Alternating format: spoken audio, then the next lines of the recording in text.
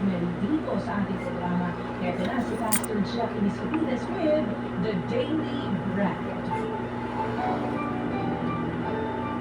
The Daily Graduation.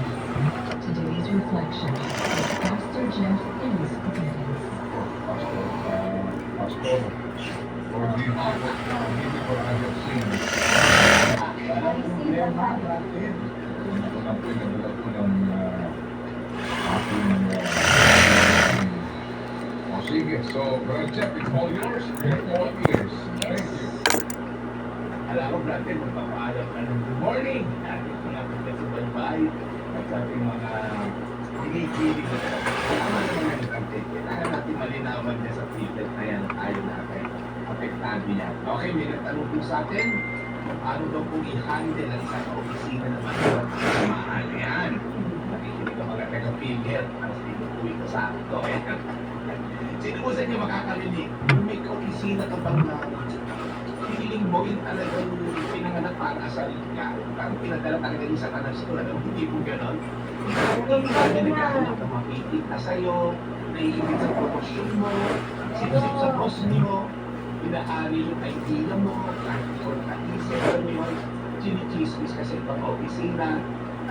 Minsan nakahawak ka naman sa galawan niya, di ba? Kaso may takot niya sa Diyos. Ano ba yun gagawin natin? Hindi nila sa salita. Pasto, Akala, boses ni Boss Soyo. Sa stress, 13. Pasensyahan kayo sa isa't isa at magpatawaran kayo.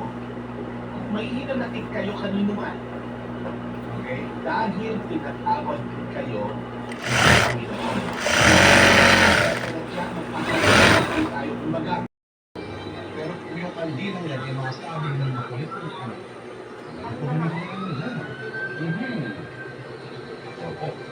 Sa Maria, walang maglangan mo ng kapoy. Tama ba yan? Jen Morales? Dun.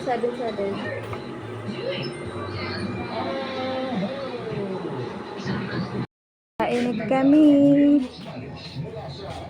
Wow, saan ka nakabili ng soft drinks? Diyan na. Ako na saan kaya? Dito ako sa dulo.